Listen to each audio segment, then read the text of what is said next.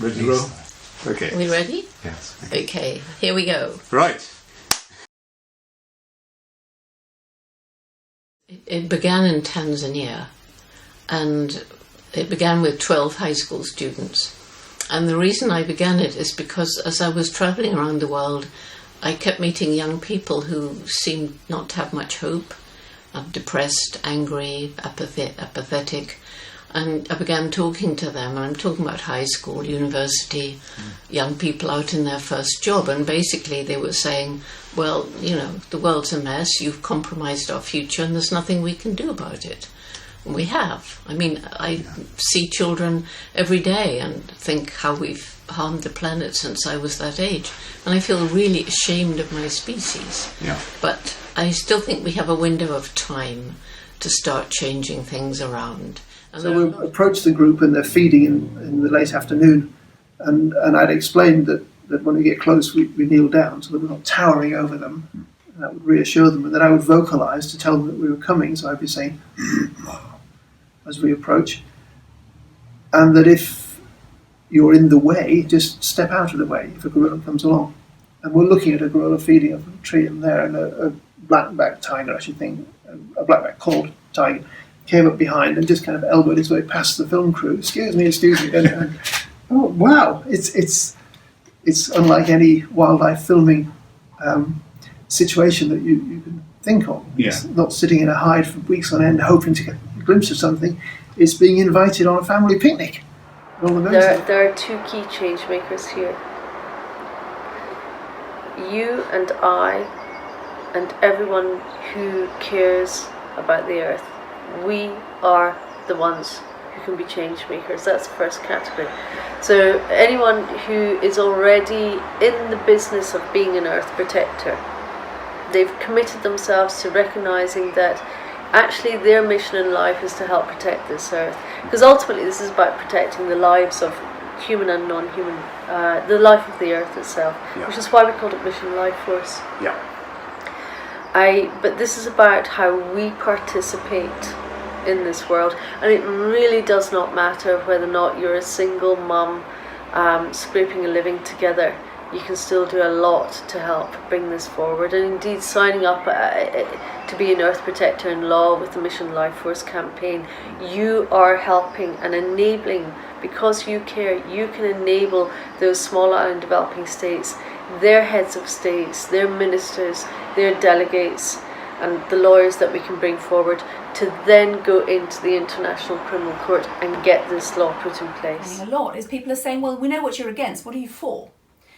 We feel that ecocide law is the thing that we can be for. Right. Because it actually has that potential to unlock everything. Exactly. It's like it's an unlocker. It's almost a passcode. Or I mean, Polly used to describe it as a trim tab, which is an expression that Buckminster Fuller used, and he actually said, you know, call me the trim tab. You know, a trim tab is apparently this mechanism on a big ship that you move, which then turns the rudder, which then turns the ship. Right. And you know, from our perspective, that's what ecocide. Mum and Dad went up and called her name, and she was at the back of the enclosure, the rather awful Sir Hugh Casson designed elephant house at London Zoo. She came rushing down, and there is this amazing photograph of my dad sort of stretching his hand across the moat, and she's stretching her trunk, and there is a sort of South Bank show moment where that electricity happens. So then we campaigned for the zoo to give us a now semi-adult elephant, 14 years old, and they said no. We had somewhere in Africa that would take her, but they said no, that she would be poached.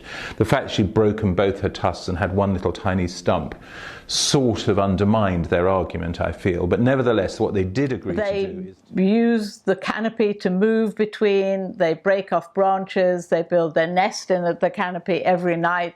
That opens up the canopy, so it's allowing the light in to increase the growth of the undergrowth. So they're sort of at the top of the ecological system. So they're the keystone to whatever else goes on beneath them. So you've got the orangutans, and then you have the other species. You have all the other frugivorous species, like you've got hornbills and you've got gibbons and all the others that were fruit eating. And then you go down and you get to obviously the litter and the insects and everything. But the keystone at the top, you lose the orangutan and you would lose everything beneath it. I put my finger quite it. on what that was. It was like they were incredibly different, and it was really hard for me to articulate because I didn't want to romanticize, but there was something that was really very, very unique about that group.